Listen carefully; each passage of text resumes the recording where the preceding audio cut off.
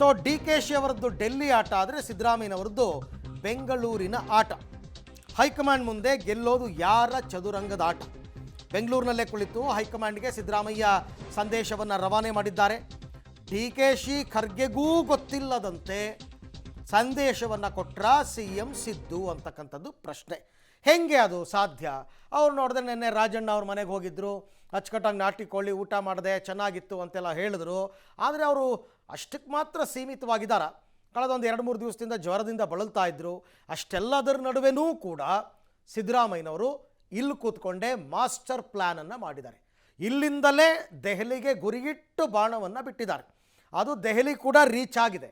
ಯಾವ ರೀತಿ ಅನ್ನೋದಕ್ಕೆ ಸಂಬಂಧಪಟ್ಟಂತೆ ಡೀಟೇಲ್ಸನ್ನು ಹೇಳ್ತಾ ಹೋಗೋಣ. ಹೌದು, ಕಾಲಕಾಲಕ್ಕೆ ತಕ್ಕಂತೆ ರಾಜಕೀಯ ದಾಳವನ್ನು ಉರುಳಿಸೋದ್ರಲ್ಲಿ CM ಸಿದ್ದರಾಮಯ್ಯನವರು ಚತುರ. ಈಗ ಮತ್ತೊಮ್ಮೆ ಬೆಂಗಳೂರಿನಲ್ಲಿ ಕೂತ್ಕೊಂಡು ದೆಹಲಿಯಲ್ಲಿ ಪಾನು ಮೂವ್ ಮಾಡಿದ್ದಾರೆ ಅನ್ನೋದು ಗೊತ್ತಾಗ್ತಾ ಇದೆ. ಆಪ್ತನ ಮೂಲಕ ಮೆಸೇಜನ್ನು ಪಾಸ್ ಮಾಡುವಲ್ಲಿ CM ಸಕ್ಸಸ್ ಆಗಿದ್ದಾರೆ. ಹೈಕಮಾಂಡ್ ಜೊತೆಗೆ DKC ಏನೇ ಮಾತನಾಡಿದ್ರು ಕೂಡ ಮಾತನಾಡಲಿ, ನನ್ನ ಕ್ಲೈಮ್ ಆ್ಯಂಡ್ ಗೇಮ್ ಇಷ್ಟೇ ಅನ್ನುವಂತಹ ಸುಳಿವನ್ನು ಆಪ್ತನ ಮೂಲಕ ರವಾನಿಸಿದ್ದಾರಂತೆ. ಸದ್ಯಕ್ಕೆ ಬಜೆಟ್ ಮಂಡನೆ ಮಾಡೋದಕ್ಕೆ ಅವಕಾಶ ಕೊಡಬೇಕು, ಪವರ್ ಶೇರ್ ವಿಚಾರ ಬಜೆಟ್ ಮಂಡನೆಯ ಬಳಿಕ ನಡೀಲಿ ಅನ್ನುವಂತಹ ತಂತ್ರವನ್ನು ಹೂಡಿದ್ದಾರಂತೆ. ಇಲ್ಲಿಯವರೆಗೂ ಅರಸು ದಾಖಲೆ ಮುರಿಬೇಕು ಅಂಥೇಳಿ, ಈಗ ಬಜೆಟ್ ಮಂಡನೆ ಮಾಡಬೇಕು ಅಂಥೇಳಿ, ಮುಂದೆ GBA ಎಲೆಕ್ಷನ್ ಬರ್ತಾ ಇದೆ, ಪಂಚರಾಜ್ಯಗಳ ಚುನಾವಣೆ ಇದೆ. ಆದಷ್ಟು ಸಮಯವನ್ನು ಕಿಲ್ ಮಾಡುವಂತಹ ಕೆಲಸವನ್ನು CM ಸಿದ್ದರಾಮಯ್ಯನವರು ಮಾಡ್ತಾ ಇರುವಂಥದ್ದು ಸ್ಪಷ್ಟವಾಗಿ ಗೊತ್ತಾಗ್ತಾ ಇದೆ. ಈ ಮೂಲಕ 5 ವರ್ಷವೂ CM ಆಗಿ ಮುಂದುವರಿಯೋದಕ್ಕೆ ಏನೆಲ್ಲ ಪ್ರಯತ್ನಗಳನ್ನು ಮಾಡಬೇಕು ಆ ಪ್ರಯತ್ನ CM ಸಿದ್ದರಾಮಯ್ಯನವರ ಕಡೆಯಿಂದ ಆಗ್ತಾ ಇದೆ. ಸಿದ್ದರಾಮಯ್ಯನವರು ಅವರಿಗೆ ಟೈಮ್ ಚೆನ್ನಾಗಿದೆ, ಸಮಯ ಸಂದರ್ಭಗಳು ಅವ್ರಿಗೆ ಪೂರಕವಾಗಿ ನಡ್ಕೊಂಡು ಬರ್ತಾ ಇದೆ. ಒಂದಾದ್ಮೇಲೆ ಒಂದು ಗ್ಯಾಪ್ ಅಂದರೆ ಟೈಮ್ ಕಿಲ್ ಮಾಡೋದಕ್ಕೆ ಅವಕಾಶಗಳು ಸಿಗ್ತಾ ಇದೆ. ಅವ್ರು ಹೇಳಿದಾರಂತೆ, ಸದ್ಯಕ್ಕೆ DKCಗೆ ಯಾವುದೇ ಭರವಸೆಯನ್ನು ಕೊಡದಂತೆ ಪ್ರಯತ್ನ ಮಾಡ್ತಾ ಇದ್ದಾರೆ. DKC ಡೆಲ್ಲಿಯಲ್ಲಿ ಇರುವಾಗಲೇ CM ಆಪ್ತನಿಂದ ರಾಹುಲ್ ಭೇಟಿಯಾಗಿದೆ. ರಾಹುಲ್ ಗಾಂಧಿಗೆ ಸಿದ್ದರಾಮಯ್ಯ ಮನದಾಳದ ಮೆಸೇಜನ್ನು ತಲುಪಿಸಿ ಗೇಮ್ ಪ್ಲೇ ಮಾಡಿದ್ದಾರೆ. ಅಂದುಕೊಂಡಷ್ಟು ಸ್ಮೂತಾಗಿ ಆಗಲ್ವಾ ಪವರ್ ಶೇರ್ ಅಂತ ಅನ್ನಿಸ್ತಾ ಇದೆ. ಇದೆಲ್ಲವನ್ನು ನೋಡ್ತಾ ಇದ್ದಾರೆ. ಮತ್ತಷ್ಟು ಟಫ್ ಆಗುತ್ತಾ ಈ ಅಧಿಕಾರ ಹಂಚಿಕೆ ಅನ್ನುವಂತಹ ಪ್ರಶ್ನೆ. ಅಂದರೆ ಜಾರ್ಜ್ ಅವರಿದ್ದಾರಲ್ಲ, KJ ಜಾರ್ಜ್, ಅವ್ರು ಯಾವುದೇ ಬಣದಲ್ಲಿ ಗುರುತಿಸ್ಕೊಳ್ಳದೆ ಇದ್ದರೂ ಕೂಡ CM ಆಪ್ತ. ಅವರನ್ನು ಕೇರಳ ಚುನಾವಣಾ ವೀಕ್ಷಕರಾಗಿ ಹೈಕಮಾಂಡ್ ನೇಮಕ ಮಾಡಿದೆ. ಸೊ ಅವರು ಕೂಡ ಡೆಲ್ಲಿಗೆ ಹೋದರು, ಸಭೆ ಇದೆ ಅಂತಂದ್ಬಿಟ್ಟು. ಅವ್ರ ಮುಖಾಂತರನೇ ಮೆಸೇಜ್ ಕಳಿಸ್ಬಿಟ್ಟಿದ್ದಾರೆ ಸಿದ್ದರಾಮಯ್ಯನವರು. ಆಮೇಲೆ ಅವರು ಸೋನಿಯಾಗೆ ಆಪ್ತರು ಕೂಡ ಹೌದು. ಸೊ ಹಾಗಾಗಿ ಹೋಗಿದೆ. ಈ ಬಗ್ಗೆ ಮತ್ತಷ್ಟು ಮಾಹಿತಿ ನನ್ನ ಕೊಲೀಗ ಮಸೂದ್ ಅವರಿಂದ ಪಡ್ಕೊಳ್ಳೋಣ. ಮಸೂದ್, ಬೆಂಗಳೂರಿನಲ್ಲಿ ಕೂತ್ಕೊಂಡೇ ಸಿದ್ದರಾಮಯ್ಯನವರು ಆಡಬೇಕಾದ ಆಟವನ್ನು ಆಡಿದ್ದಾರೆ. ಆದರೆ ಹೈಕಮಾಂಡ್ಗೆ ಇವರ ಮೆಸೇಜ್ ಏನು?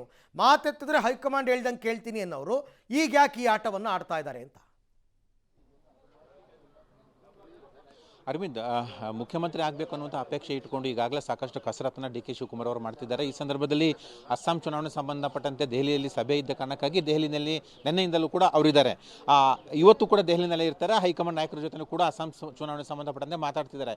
ಇದೇ ಸಂದರ್ಭದಲ್ಲಿ ಅವರ ಅಪೇಕ್ಷೆ ಏನಿದೆ, ಮುಂದೆ ಮುಖ್ಯಮಂತ್ರಿ ಆಗಬೇಕು ಅನ್ನುವಂಥದ್ದು, ಅದು ಕೂಡ ಸೂಕ್ಷ್ಮವಾಗಿ ಗಮನಕ್ಕೆ ತಂದಿದ್ದಾರೆ.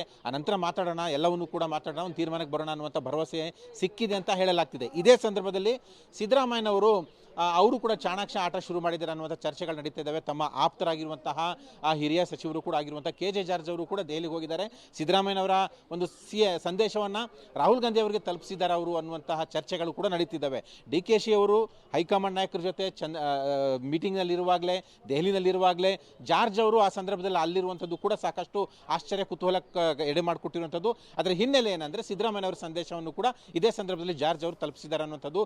ಏನೇ ಅಧಿಕಾರ ಹಸ್ತಾಂತರ ವಿಚಾರ ಇರಲಿ, ಏನೇ ತೀರ್ಮಾನ ಇರಲಿ ಇದ್ರೂ ಕೂಡ ಬಜೆಟ್ ಆದ ನಂತರವೇ ತೀರ್ಮಾನ ಆಗಲಿ ಅನ್ನುವಂಥ ಒಂದು ಸಂದೇಶವನ್ನು ಸಿದ್ದರಾಮಯ್ಯನವರು ರವಾನೆ ಮಾಡಿದ್ದಾರೆ ಅನ್ನುವಂಥ ಚರ್ಚೆಗಳು ಕೂಡ ನಡೀತಿದ್ದಾವೆ. ಇಲ್ಲಿ ಒಂದು ರೀತಿಯಲ್ಲಿ ರಾಜಕೀಯ ದಾಳವನ್ನು ಮುಖ್ಯಮಂತ್ರಿಗಳು ಪ್ರಯೋಗ ಮಾಡಿದ್ದಾರೆ ಅನ್ನುವಂಥ ಚರ್ಚೆಗಳು ಕೂಡ ನಡೀತಿದ್ದಾವೆ. ಅದು DKC ಅವರಲ್ಲಿರುವಾಗಲೇ ಒಂದು ರೀತಿಯಲ್ಲಿ DKC ಮತ್ತು DKC ಬಣಕ್ಕೆ ಇದು ಒಂದು ರೀತಿಯಲ್ಲಿ ಅನಿರೀಕ್ಷಿತ ವಿದ್ಯಮಾನ. ಅವರ ಬಣದಿಂದ ಯಾವ ತಿರುಗುಬಾಣ ಬರುತ್ತೆ ಅನ್ನೋಂಥದ್ದು ಕೂಡ ಕಾದು ನೋಡಬೇಕಾಗಿದೆ. Aravind, right, thank you. ತಮ್ಮ ಎಲ್ಲ ಮಾಹಿತಿಗೆ ಧನ್ಯವಾದ. ಸಿದ್ದರಾಮಯ್ಯನವರಿಗೆ ಇಷ್ಟೆಲ್ಲ ಮಾಡಿದ್ಮೇಲೆ ಅದು DK ಶಿವಕುಮಾರ್ಗೆ, ಖರ್ಗೆ ಅವ್ರಿಗೆ ಗೊತ್ತಾಗಲ್ವಾ? ದೆಹಲಿಯಲ್ಲಿ ಕೂತ್ಕೊಂಡೆ ಅದಕ್ಕೆ ಏನು ಪ್ರತ್ಯುತ್ತರವನ್ನು ಹೂಡ್ತಾರೆ ಅಂತಕ್ಕಂಥದ್ದೇ ಸದ್ಯದ ಪ್ರಶ್ನೆ.